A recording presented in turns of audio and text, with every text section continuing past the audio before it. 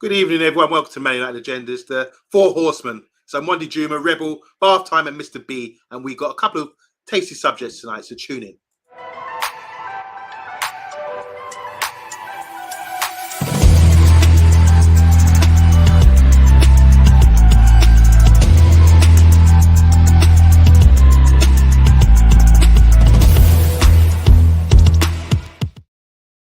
Welcome to the Man United Agenda. Yes, we're back. We're back. It's getting closer and closer to the Premiership, the return. And Man United are playing away at Everton, which would be an interesting game. We'll be talking about Everton today as well as other subjects as well to relate to Man United.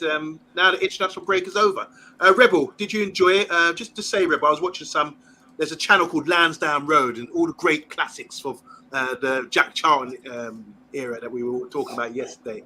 Really, really good stuff. And there was one game when they played in England and the wind was so strong, Chris Woods could only kick it out from a goal kick, not even to the halfway line. That's how bad it was. But yeah, the wind was playing a big factor for Ireland at Lansdowne Road. How are you feeling today, Rebel? Well, I'll be honest with you, I don't think I've enjoyed international football since 2006. It's been an absolute clustermuck in Ireland. We've had so many issues where we were playing defensive football and not getting results. You know what they say, you can play drab, dreary football as long as you're getting results. Our Irish international team wasn't. And the most exciting news that I got today is nothing to do with Manchester United Football Club. It's the fact that our version of the waistcoat is no longer going to be in charge of our international football team. What does that mean for us? Absolutely nothing, because the FAI is broke. But there is a vacancy, lads, if you want to get your CVs in. I don't mind. We were talking yesterday about me and Mr. B, and maybe Bath Time could be our tactical coach as well. That would be interesting. Mr. B, international's over. I know you don't like them, but any memories? What's your favourite memory of when you last liked international football? 2006 for Rebel. When did you last really enjoy international football? When what was the year Gascoigne was crying? What year was that? 1990. Yeah, because we was in Ayia Napa, so yeah, 1990. Oh. Love's got the world in motion. Yeah. Oh gosh. And Bath Time. When was the last? Well, are you still in love with international football? Do you still sort of appreciate the levels? Not really. Never been my thing. I was in Spain during the time they won the World Cup, and I was drunk for about 3 days straight, and it was a magical time. Who won the World Cup? When Spain won the World Cup. Oh, Spain. Okay, yeah. But yeah, I'm not interested in international football. I never really have been. Can I pose a question to all three of you in the panel as well? Just really interesting. I was watching a thing about the 1978 World Cup, because Scotland qualified for 74, 78 and 82. And they said Kenny Dalglish was supposed to be seen as a great player. He never really blew it up at the World Cup when it really mattered. But they had some great players. Graham Souness, Kenny Dalglish, Joe Johnson. There's so many great players that came from Ireland, from Scotland, and they all used to filter down to the Premiership. What's gone wrong? Why are like Rebels complaining? Why aren't Ireland producing great players to the mass they were before? Why aren't Scotland especially producing great players as they used to? Remember, they won the European Cup in '67 with an all-Scottish team, or basically local lads. So what's going on with English game or the British game that we're not producing great players from consistently with great players from Wales, Northern Ireland, Ireland and Scotland? Anybody? I'm stunned by the question, to be fair. I don't even know where we're going with this, but at least Scotland have got a few players coming back now. You know, there was a stage where they were rolling. Obviously, you're talking about the Kenny Dalglish era. I'm sure there were Scottish players after Kenny Dalglish and Graham Souness, but I think with Scottish football, with what's their manager's name? Oh gosh. I don't know what the Scotland manager's name is. It might come to me, it might not. He's doing a pretty good job, and I think there probably will be. What's the captain's the Liverpool left back? Yeah. I'm not going to mention his name. He's a good player. You've got 4 or 5 good players. Plus Scott is doing the thing for them as the auxiliary striker. So there'll be a surprise in the Euros. I think there'll be a surprise in the World Cup. Is it World Cup? Euros. There's a surprise in the Euros next tournament. Not that I'll be watching, but we'll see. Steve Clark is the name you're looking for, by the way. Thank you very much. Ex-Chelsea. Bath time, anything to add to that? Why the nations aren't really producing to the levels they used to? World-class players they used to have consistently. I think a lot of it is probably down to the amount of it's the sort of games that you used to play when you were younger that don't happen anymore. Like my father always tells me that Scotland's best ever player was a guy called Jim Baxter. He did the Keepy Uppies at Wembley, and he used to play a bit like sort of Milburn and probably the Charltons. He used to play like literally outside a coal mine, like after work, with 40 or 50 people running around after him, and that gets you the skills to be able to sort of play football like more on the streets and stuff. Now we've got FIFA, Fortnite, all these other sort of like things that are getting in the way. So it's probably, do you know what? It's probably they enjoy their lives too much now, the kids. And, like, because back in the day, if you found a great stick, like you'd go certainly where I'm from, you'd go all around the village showing everyone this amazing stick you found. Like that was like the highlight of the summer, was you got the best stick. And then in between you'd play football. Like, I learned to play football. Monday always finds this funny. I learned to do it by there was a plough in a field and I used to cross the ball onto the plough, like day in, day out. That was my version of Fortnite. So I think now that it's just academy systems and stuff like that, just they don't produce the sort of raw street footballers that you get, which is, I mean, Mr. B mentioned last night the cages in like South London, and that's why that place is such a production line. I think it's the style of football that you're playing and the amount that you're playing. Yeah, most certainly. Also, sorry, Reb, what were you going to say? Yeah, I think there's a couple of other factors that you need to bear in mind. I suppose in England you have a population of 55 odd million participating in various sports. In Ireland, you have hurling, then Gaelic football, then rugby, and then underneath that is football. And the other problem with football in Ireland is that the domestic league is so under-resourced that it is not kind of feeding through the levels and getting you to a senior team. But the reality is they're battling against Gaelic games, which is a amateur sport that people do because they have the love of the game. They're competing against an ever-rising rugby phenomenon in Ireland, and I think it's starting to show then that the bodies are pushing away. We're even seeing darts, snooker, golf. A lot of these things are slowly, and boxing as well, actually, believe it or not, are all sports that are pulling away from a small population. So when the numbers are added up, it's not exactly surprising that the rare occasion that you see an Irish star, Evan Ferguson is the current one. There's big hope for him that he'll develop into a global superstar like Wayne Rooney, etc. But it's more of a case of having a well-organised coaching staff, someone that can inspire the best out of the group of players they have, beat the teams you're expected to beat, and every now and again, maybe you upset in England, maybe you upset in France, but it's not something that you go into those games expecting. A lot of sports you mentioned there ahead of football in Ireland. I've never been attracted to the Gaelic. So let's go through a few comments here. We've got Luke the Roaring Star. He's saying, hey, anyway, let's say big up to you. How you doing? Big up to Matthew Bassett as well. He's saying big up to everyone on the panel. Vincent saying here, next stream, a lot to see on Monday with some Man United stuff in the background. And Mr. B, same to you. You need some more stuff in the background. And undo Rebel and Bath Time. Hey? Updates. What do you mean undo me? Don't get told. It's fighting talk, is it? I think he's sending Liam Neeson after you, see? Can we all say hi to DK Wilson? He's saying the Fantastic Four here. We said the Four Horsemen, but we'll take the Fantastic Four as well. I'll be the Thing. And who are you going to be? Invisible Man? Half Time's got to be Invisible Woman. And the Human Torch. And who's Mr. Dr. Fantastic? Is Dr. Fantastic the one with the brains? He's the one with stretchy arms and legs. Well, that's not going to be bloody me, is it? I'm 5'5" for fuck's All right, sake. you be the thing. I'll be Dr. Fantastic. And come and tickle you through the screen. And actually, I think Rebel looks like the thing. He's big and stuff.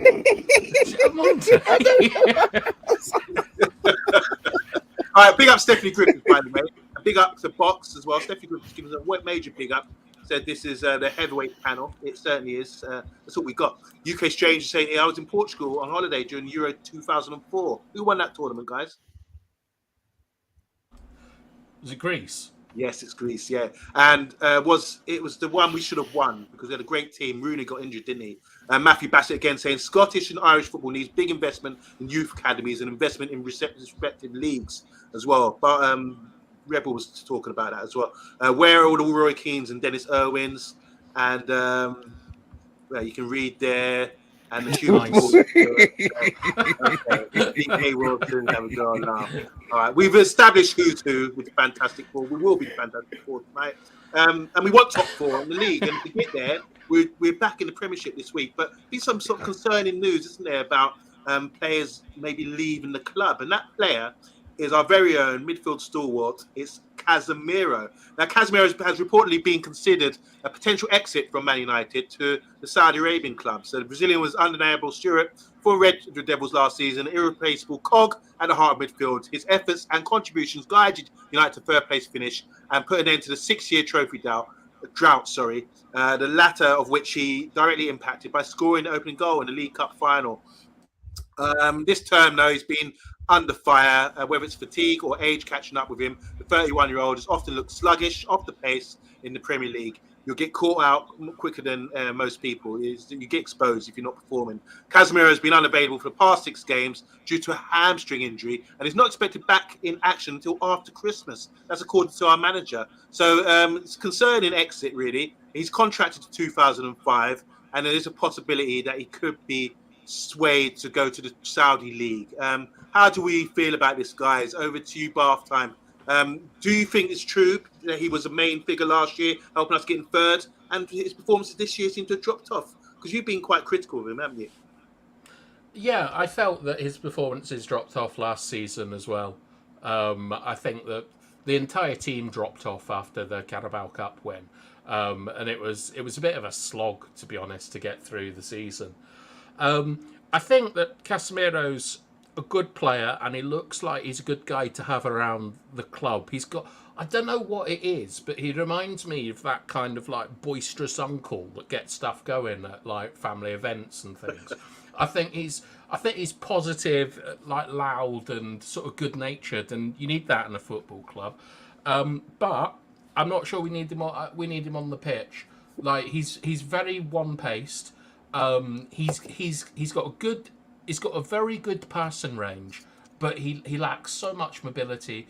I don't think I would be that disappointed to see the back of him. I think he represents terrible business to spend 70 million on a 30-year-old who I don't really think that he sort of like wins us games. I know he scores quite a lot of goals, but I think that's because of him being out of position and so on. So I wish him the best, but I'd like him.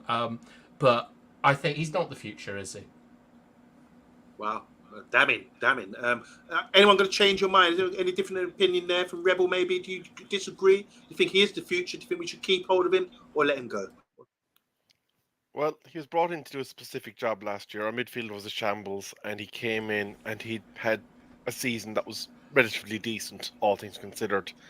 But we witnessed it with Fabinho. The drop-off was cataclysmic. It was a cliff. And I think we're seeing something here that's very similar in that he's kind of just went from up there and now he's down here. And if he goes, he goes. Is there positive influences he could have in the squad? Of course there is on training. Somebody of his wealth of experience, a bit like Varane, can impart a lot of knowledge if those young players are prepared to listen. Which we've heard from Ronaldo before, that some of them aren't, and they get quite offended when they're corrected. But as far as if he goes, I think what we're witnessing is that Casemiro his purchase was akin to the old style of purchasing that we had been doing, that we hadn't fully considered how much we were outlaying for the value that we were going to get over a number of seasons. In reality, to be a one-season wonder, we should have won the league last year to be even considering that he was value for money. Oh, wow. Contrast to what we were saying, similar things about Varane yesterday. Before I come to Mr. B, I want to sort of set you up, Mr. B, with his comments. Not bothered as Casemiro leaves, to be honest. That's from Box. Box is also saying here, we need to build a new era for the future. Not sure Casemiro is worth keeping around. Ed Mayhem, your midfield partner in that game, was saying, Casemiro, who do we have that's better? So these are questions you can answer, Mr. B. And also, DK Wilson saying, is there an adequate replacement? No. Another question mark there. Obviously, we're going to move on to other things. Someone's jumping the gun already. But Box again is saying, if anyone says McTominay never to return to this channel, I don't think Mr. B would be saying that. And sorry, Box is saying here, we struggled in a lot of games. With Casemiro, so it's not like we're losing a key cog from Casemiro. So, what do you think about that? If there's mixed reviews there from the comments, Mr. B. And you've heard from Bath Time saying it would be bothered if he left or not. Same as Rebel. What's your thoughts on our very own Casemiro? He's done nothing this season. He came back overweight. He started the season overweight. He wasn't fit. I don't think he was in condition to start the season. He got injured on international duty. Was it international duty? He got injured on? Yeah. So, and then when he's played for us, he's just been, I'm not going to say a waste of space. I'm not going to call him a liability. But we have nobody in the squad to replace him. Now, if they're going to go and get, I mean, we spent 70 million. The Saudis aren't, they're not going to throw the money at him. So the most we're going to be looking at, that we're going to make a loss. We must be the only bloody club that's going to make a loss selling bloody players to Saudi. Oh, what are we going to get for him? 30 mil? 40 mil? Maybe? I think that's a push, to be fair. So I'm not sure we can buy a replacement. Maybe we will. We'll have a chat about that in a little while. But I want him to be the player he was last year. I'm just not sure he's got it in him. Although, Bath Time question, could it be a formation? Could it be the formation that Ten Hag's got United playing in regards that he doesn't have anybody playing beside him? Yeah, 100%. Like also, for Real Madrid, from what I've seen over the years, they used pretty exclusively. They used a 4-1-4-1 mid block. Like, they didn't try and win the ball high up the pitch. They defended in a block, let you come to the halfway line, then try to kill you with Vinny Jr. and direct balls to Benzema and so on. So Casemiro's never really played in this kind of a system before, and it's also like Rebel was saying, like he's gone off a cliff, and people in comments saying we've got no one who can do what he can do. What's gone off a cliff and what can he do? Like, what's he in the team to do? And why is he performing so poor? Why is he performing so poorly compared to last year, boys? Well, can I just throw out a few things? I think he's a bit sluggish. We've seen that, bit off the pace. People just running past him. Bit out of position. Bit wild sometimes. He doesn't really sit. Sometimes he goes forward too much and can't get back. Sometimes a bit rash. Gets himself suspended as he did last season. Rebel was saying we could have won the league. If you're getting someone that sort of experience and everything, you want someone to have that impact to win the league. But he was out for 7-8 games with suspension, 2 red cards. He was also injured, and he's injured again now. He won't be back until after Christmas. So we're not seeing a consistent guy who's going to get himself fit and ready for the season by playing regular games and being the hub in midfield that we really wanted, because he's injured and because he's been suspended a lot of the time, and because it maybe takes him a while to get going, like one of these old tractors, chugging along, and then suddenly he picks up speed, once he goes downhill. When it gets what does he do? What everyone says that we can't. That there's no one else who can do what he does. What does he do that's beneficial to the team that means he's such a crucial cog? For me, I would ask the comments, but I would say that, like we said in the opening summary, He scored a great goal. He came up and scored some good goals for us. That shows a lot of leadership and that winning factor that he's got inside him, coming from Real Madrid with the various Champions Leagues and various medals as well. We've seen a difference. We have seen a difference. To come to third place last year, the experience he has, the passing range he has, the ability that he has. He's a good player, no doubt about it. So he does a lot of good things well, passing the ball, leadership, holding that midfield role, playing for a great nation like Brazil, being in the main hub there, playing for Real Madrid and in one of their best eras ever, being in the hub there in midfield. He's obviously got a lot of talent, a lot of abilities, passing range, challenges. Yeah, but Omondi, right? Last night you made this argument about Varane. It doesn't matter what he's doing at other places; it's what's he doing at Manchester United. So not interested in Real Madrid. Yeah, but the same thing applies. He's not doing enough because he's been injured and been suspended. So we're not seeing the best of him. So that I would want to know what the comments would say about that, and what you coming with boomerang back to you as well, Bathtime. What you think about that? Because I think we haven't seen enough consistently of him because of suspension and injury. And I think if we did, we'd see a well-oiled machine, and there wouldn't be any argument about him going. And by the way, is he going in January or in the summer? I'm not sure. Mainu played a lot of preseason. Do you think? Obviously, Mainu's too young, but his skill set. Do you think that's something that Ten Hag would be looking at?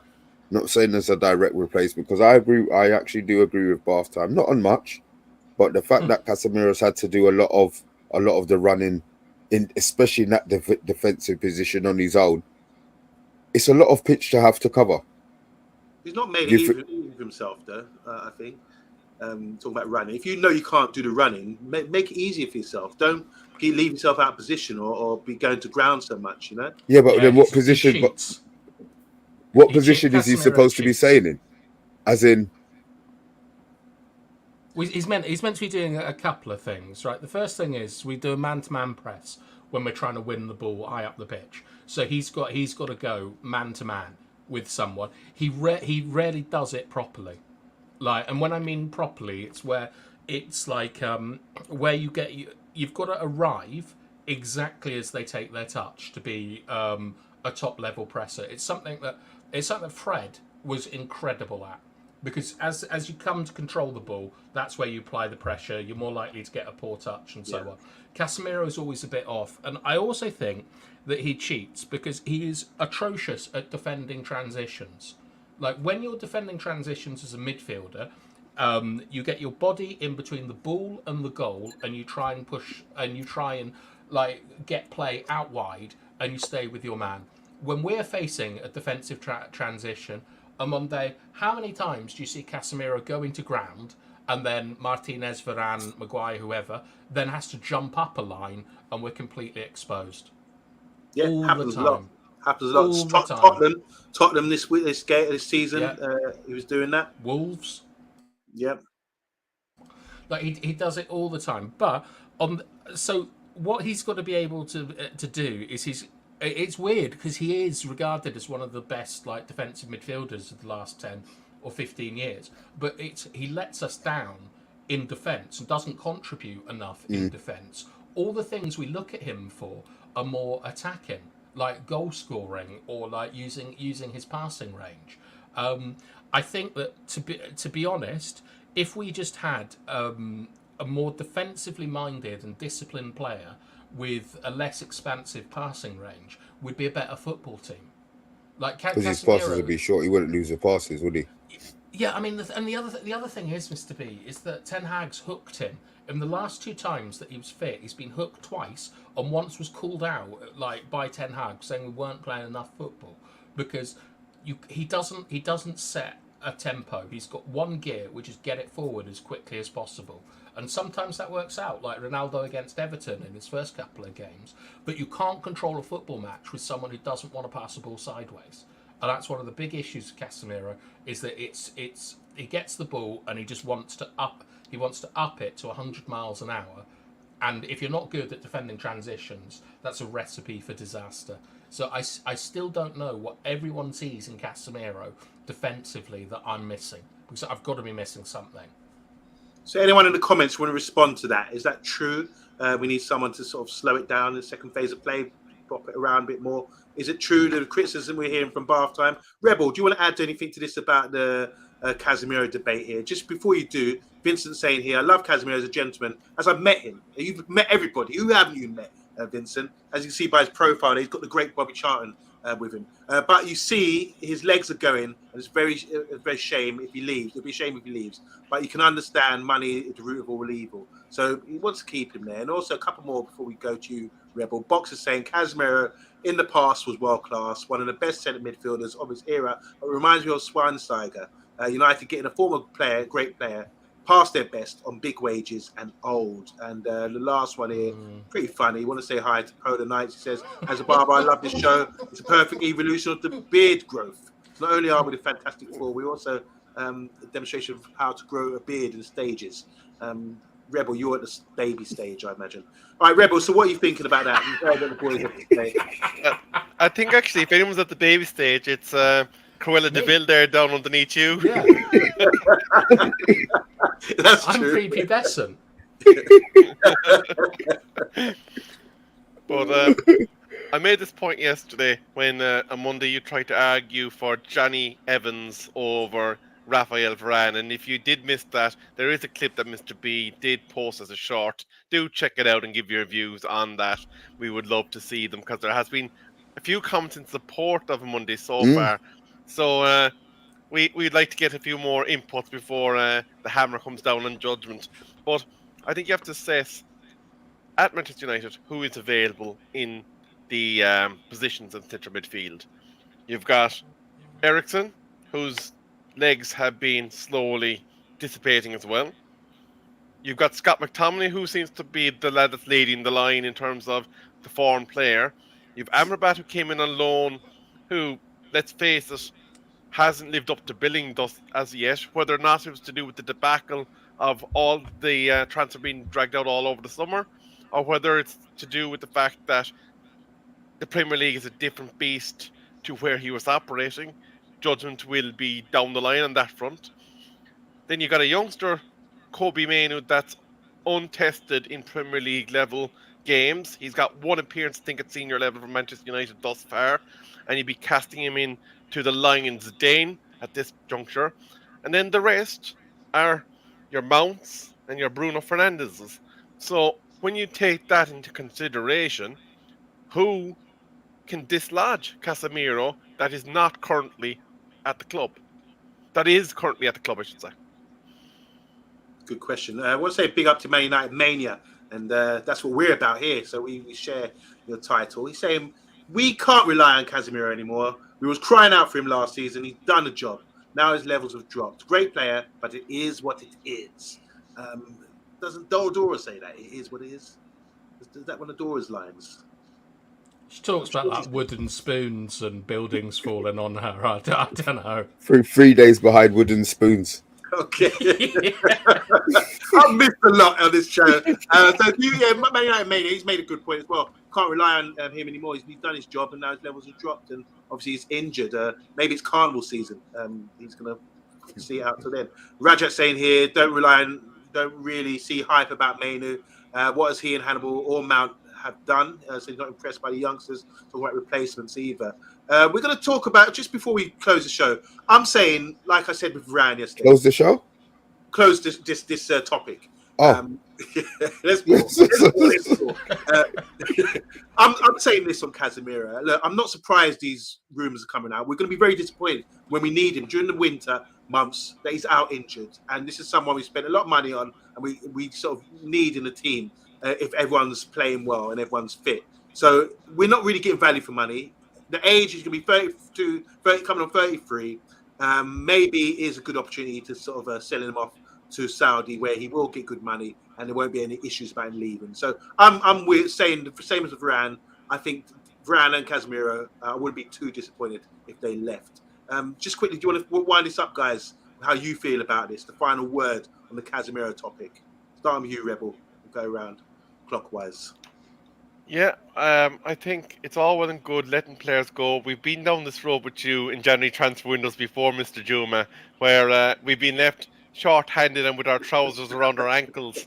And I fear that if you did get your wish, that we would be reminiscent of the same come June, should we not have replacements incoming.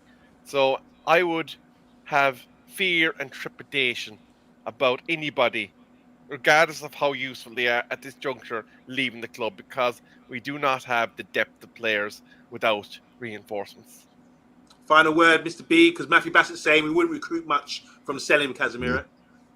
Yeah, I don't think we're going to get much. But I said the fact that he's going Saudi, and if they do want him, then maybe we can push it up a little bit, not to be greedy so that they say no, but just enough to, to make it look like we're not getting done, although we are going to get done again. But I think he has. I would like to think that, there's going to be a renaissance in his form, but I really don't think there is. When you see a man's legs are gone, legs don't normally come. They don't, and he's getting done week in, week out. A little sidestep, he's getting run past. As Bathtime says, he spends a lot of the time getting the bottom of his shorts dirty because all he does is slide tackles. So, yeah, I think it may well be time for him. If we can cash in, whatever it is, we're going to make a loss. But, yeah, it may well be time for him to go. Bathtime, final word to you, because Rajat's saying here, Phil Saudi don't mind overpaying, and he's saying 40 to 43 million would be acceptable, considering he's paid 70 million for him. Man United Mania saying here, I'd rather see the replacement bought first. Can't deal with the stress anymore. It's just really struggling. So what are you saying, Bathtime? January, is it going on January? Is it going in the summer? How do you feel about this? I'd get rid of him and Varane at the earliest opportunity. To be honest, we've got a takeover, sweeping new management. We've got a new football structure coming into play. Varane and Casemiro have been great servants to football. Bit debatable about if they've been great servants to Manchester United, but their injury records, their age, and the fact that I don't think that their skill sets suit what you need to win a Premier League anymore. I'd get rid of them as quickly as possible and get new guys in and really look to rebuild the club and the team going forwards. But I'd wish them well. I think they haven't discredited themselves at Manchester United, except for a little outing at Anfield. Just a little interlude here. It is a year to the day since Glazers announced that the sale was on, and where are we at? Really none the wiser. We don't want to talk about it. I know Rebel doesn't. We've had enough. But yeah, it is a year. So it's imagine that a whole year later, who would have thought that we still wouldn't really be knowing exactly what's going on with the club right now. So let's move on. So if Casemiro does leave, there's been rumours circulating again about, obviously, we know what's happened with Everton Football Club and the deductions they're going to have, and they could be possibly a relegation team this year. But if you're going to sniff out Everton, like we did with Leicester getting relegated and getting Evans, there's a player. We've got a namesake, Onana, our goalkeeper Onana, but they've got a midfielder called Onana, who's quite impressive. I remember when Casemiro got welcomed to the Premier League, he got smashed by this guy. Do you remember that, Mr. B? And so rumours are that this would be the ideal replacement. Someone who's got legs, someone gets up and down the pitch, a big, strong unit, midfielder. Someone like him could come in and be a good replacement for someone like Onana. Now, I don't know how you guys feel about it. I don't know if we've got much data on him, but we've all seen him for Everton over the last couple of years. Do you guys rate him as a player? Is it someone you would consider? Over to you, Mr. B. You were nodding about that challenge on Casemiro. Yeah, I'm taking him. Yeah, I'm taking him. I like physical central midfielders. The fact that he's 6 foot, whatever he is, I do. What are you laughing at now, Bathtime? What have I said? Well, that's what McTominay is, and you hate him. Oh, look. All right, I'm matching them together, ebony and ivory in the midfield. How do you play against that? It's blanc and noir. It's blanc and noir. Yin and yang.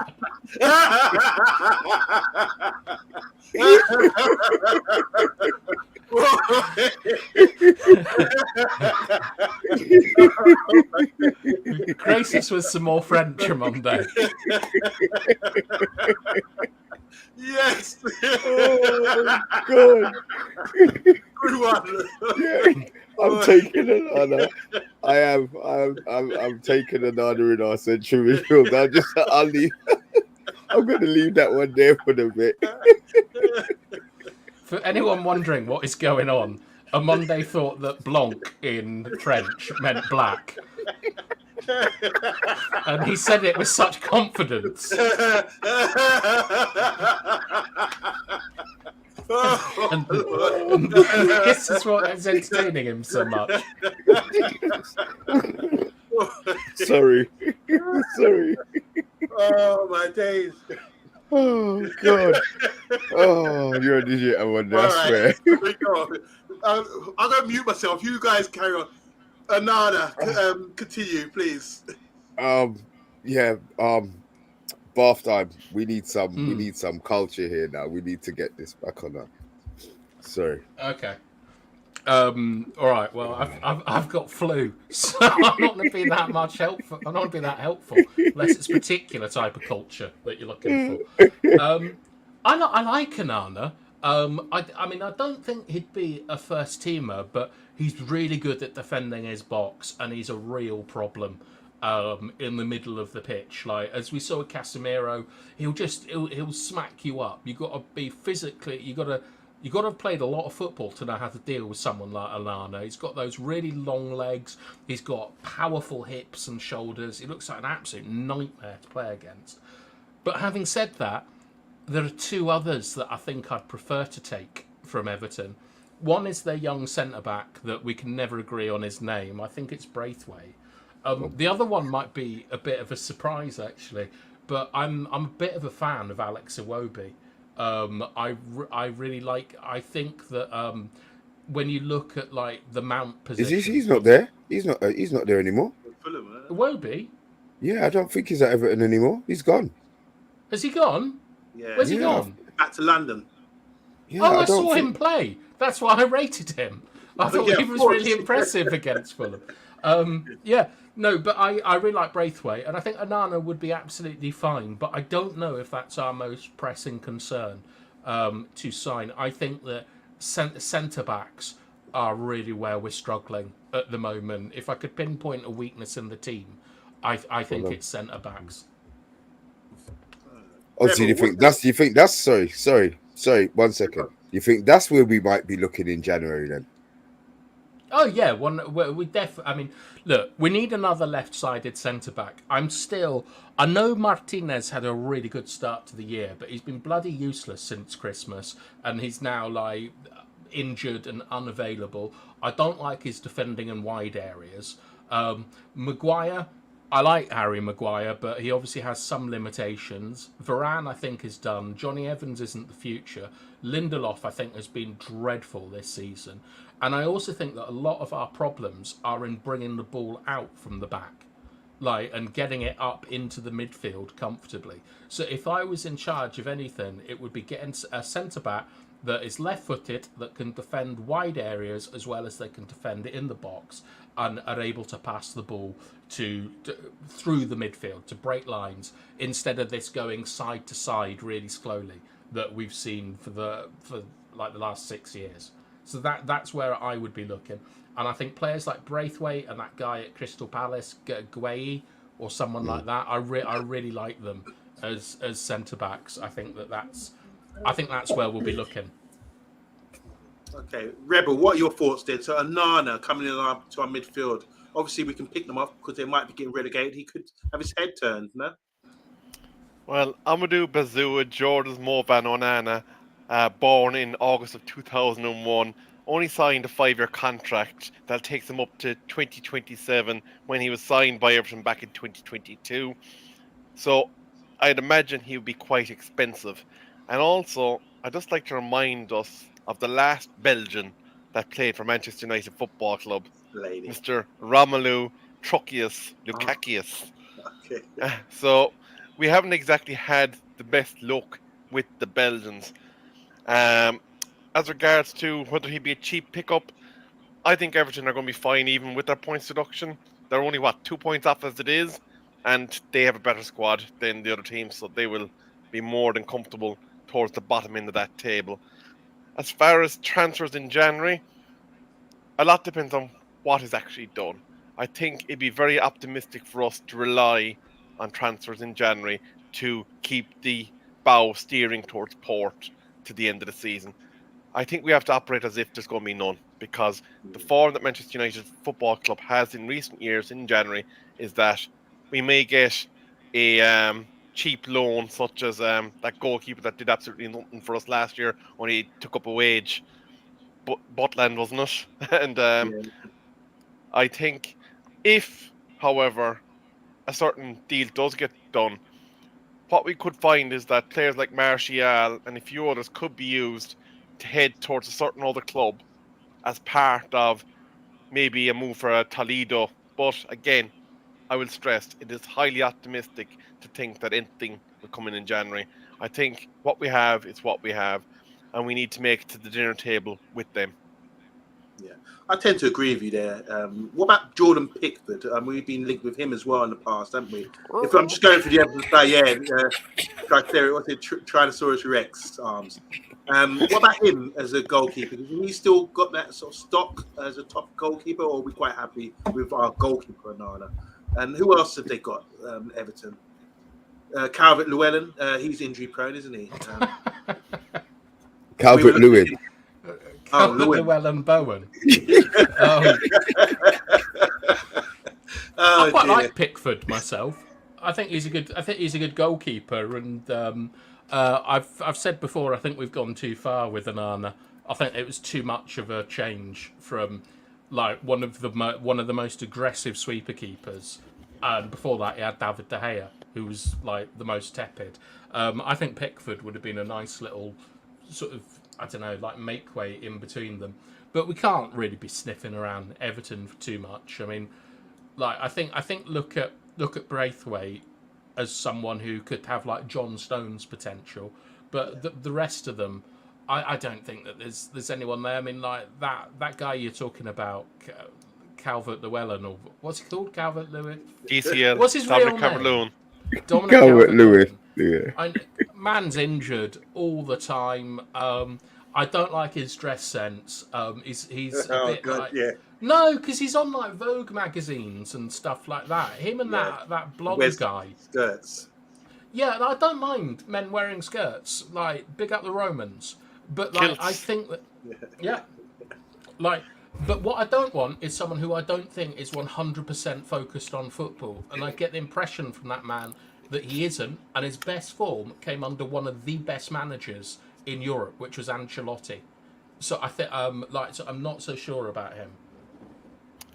Yeah, I have a quick question for Bat Time. How's the bus trucker trial getting on? This is something to do with, like, I'm a celebrity, get me out of here. It certainly is.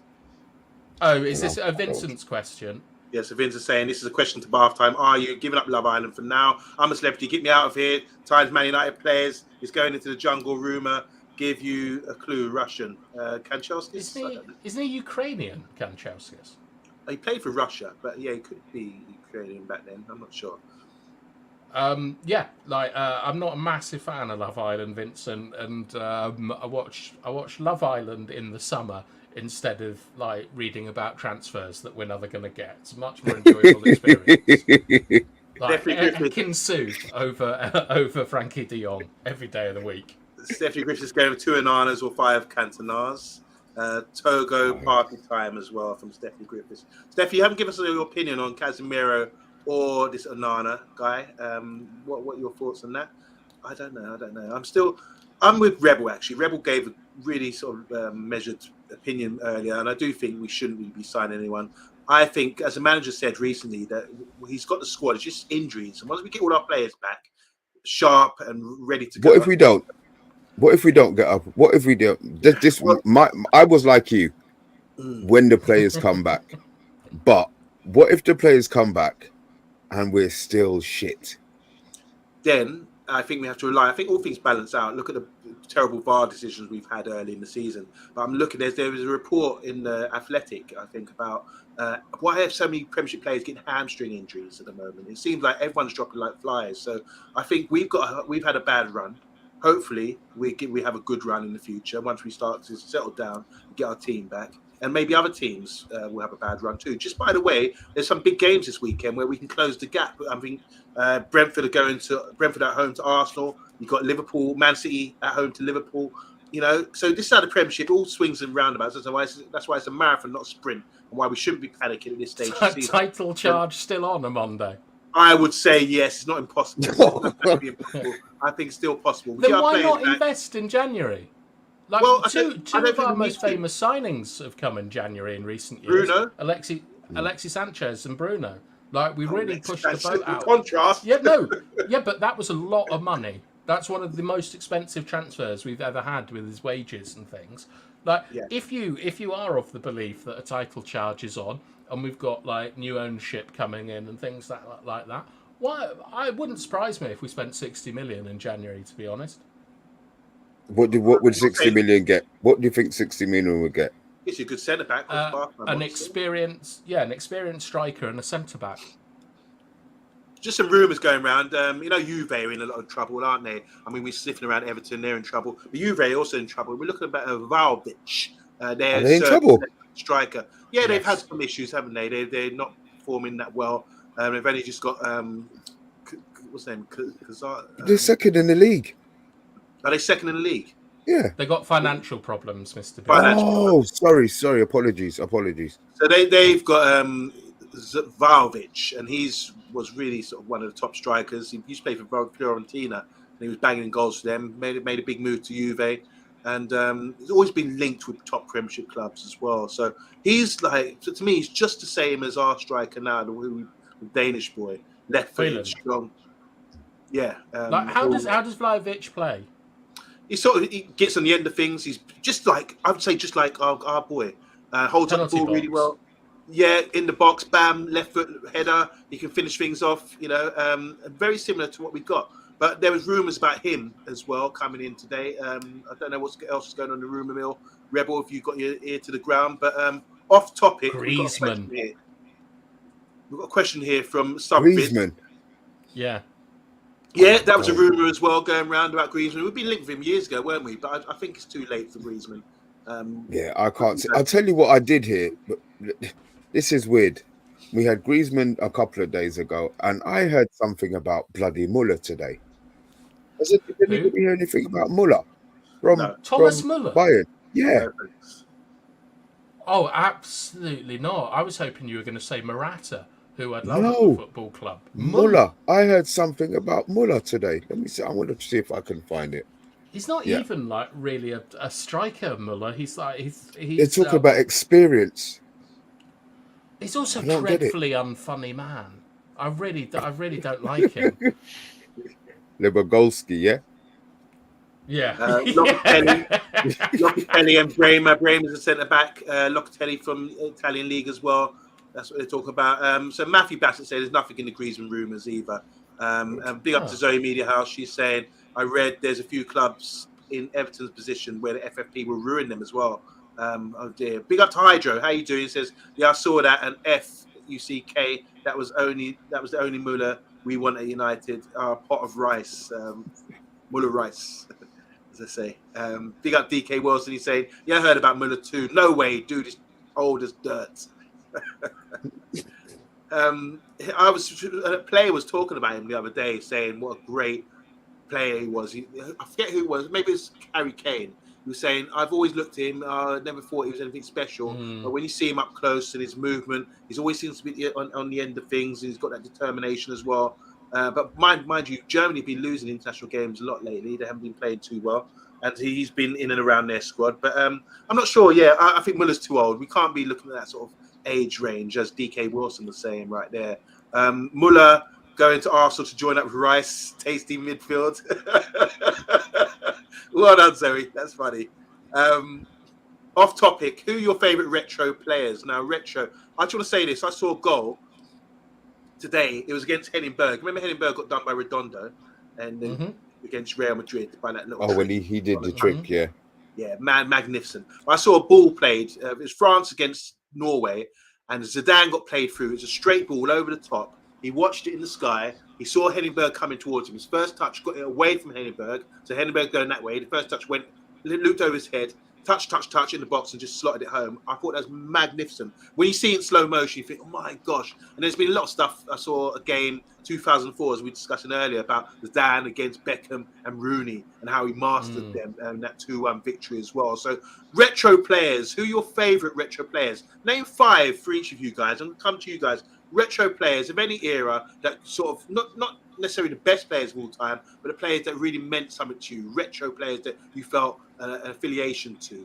We'll start with the Irishman because hopefully he's going to name someone like Paul McGrath, one of my favourites. Well, I'm going to lead the Irishman to last, but Gabriele Batistuta. Why? Well, apart from the fact that he had great hair, but I just loved watching him attacking the box and the goals that he was scoring. Absolute magician, and just was absolutely phenomenal to watch. You got to appreciate a quality striker like him. Goes without saying, you could say your Maradonas and your Pelés, but for me, though, I enjoyed your Del Pieros, your Pirlos, and obviously then I need to move on to some Irishmen. All credit to Paul McGrath. I think Georgie Best has to be in there as one of the top 5 of all time. And so it's going to surprise some people, but I loved watching Shearer. Wow, interesting that. That's 5, is it? That's my 5. Mr. B, you're the eldest here, the statesman. Be interested to hear your list. with the worst memory. R9, Ronaldo. No need to ask why. Yeah. There's no question. Paolo Maldini. And I'm not really a defensive person. I just thought that he was magnificent. I never ever saw anybody run past him. And it's only when you get older, you appreciate what he did. This is definitely since I hated him and I thought he never did nothing while he was playing and I couldn't understand it. Gary Lineker. Wow. Goal score. Yeah, because I used to watch him as a young person looking up as strikers. I used to think he doesn't do nothing. He's just in the box. He doesn't do any work. But I see my team on a Saturday. I see professional teams now. He in the box, he was a killer. In the box, he was an absolute killer. So I'm going to take him. Bruce Grobbelaar. Wow. Just because I thought he was nuts. I never ever thought I did. I just thought that it's incredible that you have a professional footballer and he used to just look like he just used to have fun all the time. He never used to look like take things serious. And obviously when he did that leggy thing, I just thought this guy's fucking crazy. So yeah, I'd go for him as well. And my last one, I don't even know if this is retro, but it's Andy Cole, and so I don't even need to say anything else. I'm not sure if Andy Cole classifies as being retro, but yeah, that's my 5. Okay, coming to you, Bath Time. Now this is gonna be, guys, listen out. I want to hear what Bath Time's got to say because Bath Time's a great midfielder, by the way, and he knows he's a tactical genius. So who do you like? Who turned you on, Bath Time? Well, obviously R9 is like my favourite football player, just because of like I was young when he started doing all that stuff, and you'd never seen anything like it. I'm obviously attracted to left footers, so there were 2 players from Italy that I really, really liked. One was called Alvaro Recoba, the Chinaman, and another one was Edgar Davids, who in particular was a player. Matthew, pass it, my man. Well done, Matthew. I liked him a lot, but the really weird one that I used to watch. Yes, Rebel. Wasn't he Uruguayan? Yes. Yeah. I thought you said Chinaman for some reason. That was his name. That was his name. Yeah. I called him the Chinaman. This wasn't a Uruguayan. Yeah.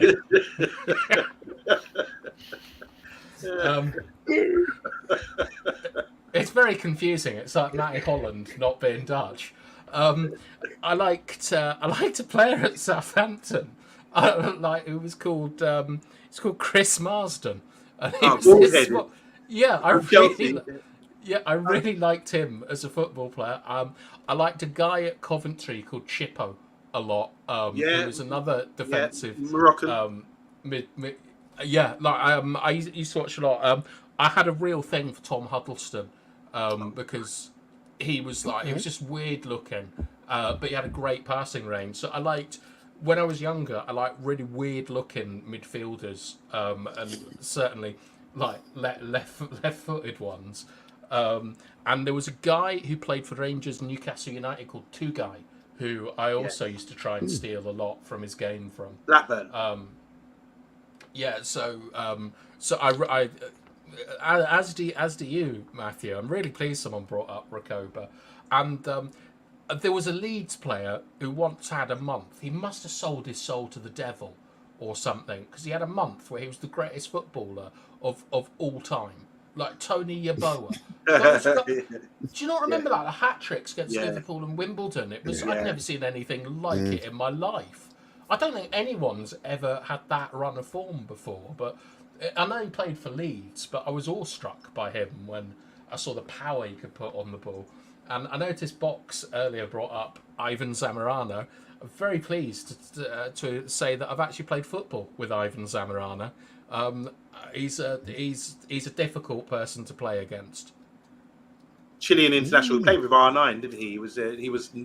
He had R9 had the number 9 at Inter Milan, and he had the 1+8.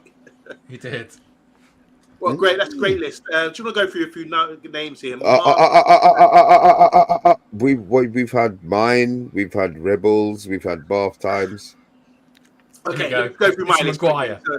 So I've got a few. Maybe I've got 6 here or 7. Colin Bell.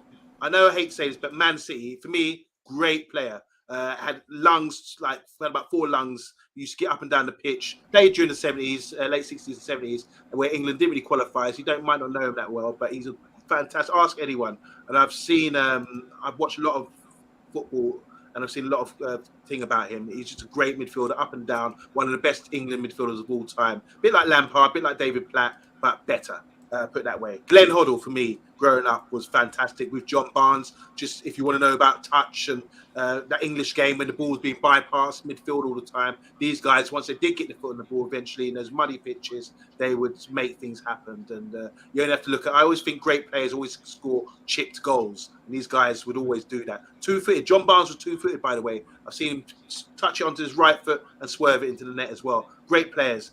Chris Waddle, I'll add to that. I always used to try and play like him, drop the shoulder, that lazy kind of style. If he was voted, the second best imported player for Marseille at the end of the century. Obviously, he's there for a couple of years during their great spell when they got to the Cup final, Champions League final. And he signed, when Gary Lineker, you mentioned Gary Lineker earlier, Mr. B. When Gary Lineker signed from Barcelona to Spurs had a bit of financial problems. Marseille went in and got Chris Waddle, and he played his best football at Marseille. Go and check that out. If you haven't seen it, him and Glenn Hoddle, when they went to France, really were appreciated and got to play how they should. Dragan Stojkovic, I don't know if you guys know about him, Yugoslavia back in the day. Absolute brilliant player. Midfielder, attacking midfielder. He played in 99 World Cup, but was overshadowed by Mark Mateus in that game.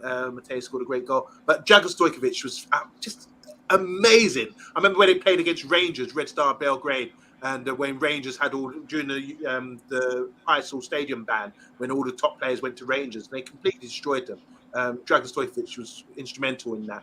And also, my final player, obviously my brother's name is Zico, so Zico's a player in my family we really appreciate. My favourite player, probably, if you're talking about retro, of all time, who I base my game off, who I make things look so simple, Defender. And vision. Titus Bramble.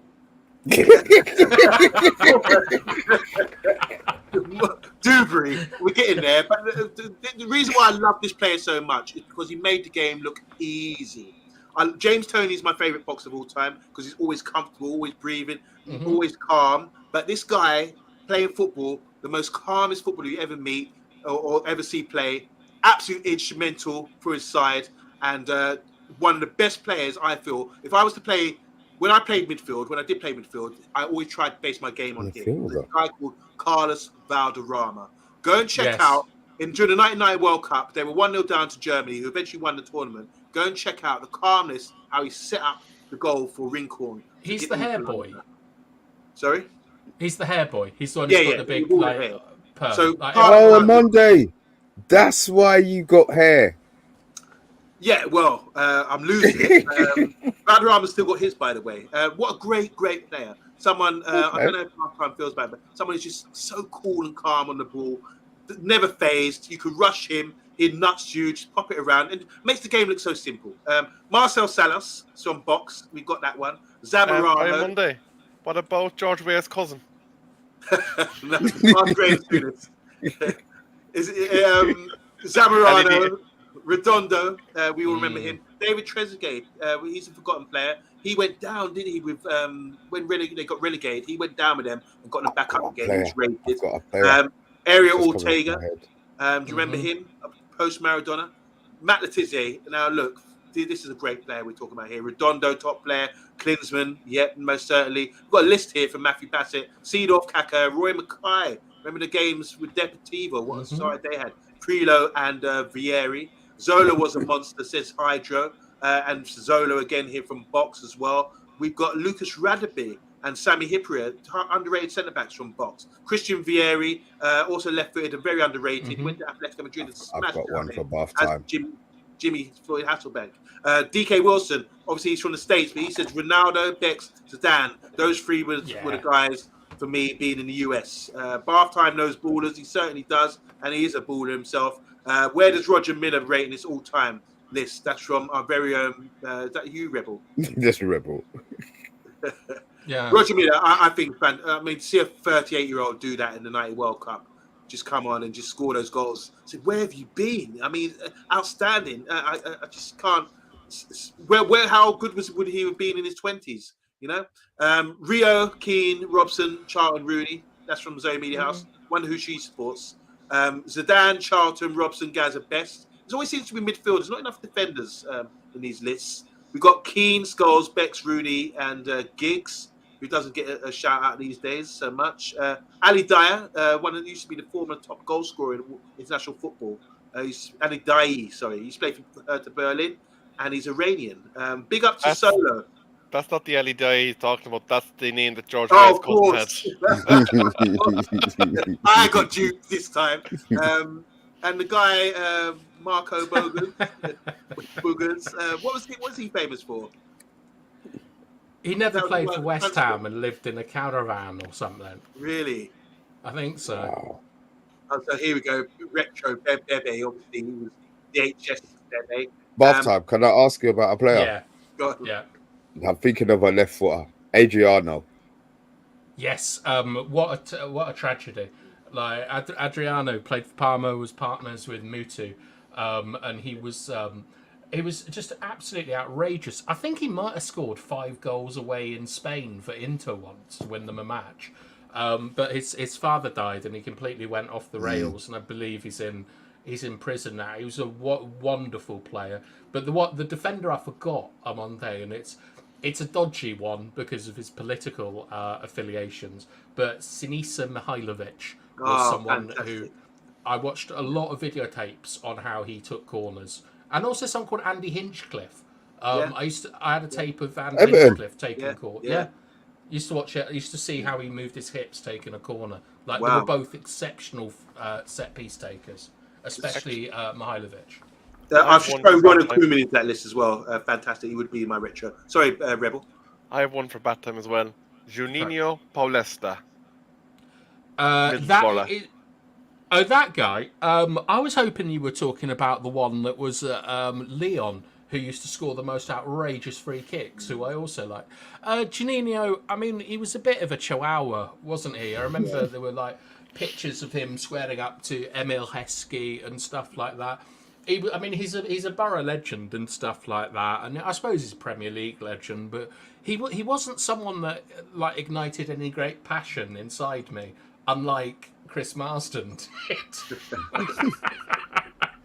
We got Boonsong from Newcastle. I have a quick story of Davis, one of my friends I went to New Zealand with. He came back, and in 2005, their Yedding team played against Newcastle at Loftus Road in the FA Cup. And he said, I said, because he played the whole game. He said, I always asked him, what was it like? And he always said, man, I was at a set piece or something. And Davis is strong as hell. He will claw your eyes out. And he went like that to feel who was there. And it felt like he was touching a brick wall. Couldn't stop him. Couldn't move him. But yeah, big, strong guy. Schmeichel says DK Wilson. And obviously my brother Zika, who I named him back in 1985 when you were born, Zika. Zika was my favorite player, so you named after me. It said Valderrama, there you go, smart man. Cantona, Zidane, Romario, forgot about him, and Rivaldo, Davids, and R9. Left-footed, yes, no doubt about it. The original Ronaldo says Sub-Vince. Hydro saying he was mint on Pro Evolution back in the day. About Adriano. And remember Robinho or something? I don't know about that. Yeah, how do you guys feel about Robinho? I don't really care about Robinho. What I would like to know, Amonde, just before we finish, is I don't know if you've been on social media today and have seen the goings-on in the Ghanaian parliament. No, what are they talking about? They have issued an apology to Maguire, saying that they brought him up last year, comparing their Minister of Economics to Maguire as he was a disaster and damaged the country. And today the MP that brought that up has apologised to Harry Maguire, and Harry Maguire has accepted the apology. So it's all... See him at Old Trafford, yeah. He took it really well. I'll send you the video afterwards. It's really fun. I remember the video where they were absolutely dissing him, made an analogy to do with Maguire. He's apologised. Oh, wow. In Parliament, he said, Harry Maguire, you're transformational. You're at the heart of everything good at Manchester United. I apologise to you. I thought this would be huge for you, Amonde. You love Ghanaian politics. Do you know something just dawned on me? We didn't mention a single goalkeeper. And I'd just like to throw out for the consideration Oliver Kahn. Schilber. All right, there you go. Yes. Yeah. Free kick taker. Yeah. Exactly.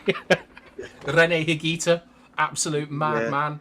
Tried to break Escobar out of a Colombian jail on his motorbike. But we did mention Bruce Grobbelaar, who that was Mr. D. We mentioned him as well. Yeah. Andy Gorham, I'd also like to shout. On Monday, by the way, it's dinner time on Monday. Sorry. Okay, we have to wrap this up. So it's been the Fantastic Four, or the Four Horsemen, however you want to perceive it, on the show today. I just want to say, I fired on the bus today, and 4 people turned around. I thought I was on The Voice. Anyway, that's one of your Monday. That's a good one. That's a good one. Let's sign off from this before it gets too crazy. It's been a great show. We'll be back. Obviously, we've got a preview coming up, and Shawshank Redemption. Shawshank Redemption. Shawshank. Luke Shaw. Oh yeah. Shawshank Redemption. Right, let's end, boys. Enough of this. That went over my head. All right, enough. We'll be back tomorrow with Rebel, Mr. B, Bartide, and myself. Thanks for everyone for tuning in. Make sure you press the like button. There's 20 watching at the moment. Big up Man United. We're back this weekend. Hopefully you get the points later.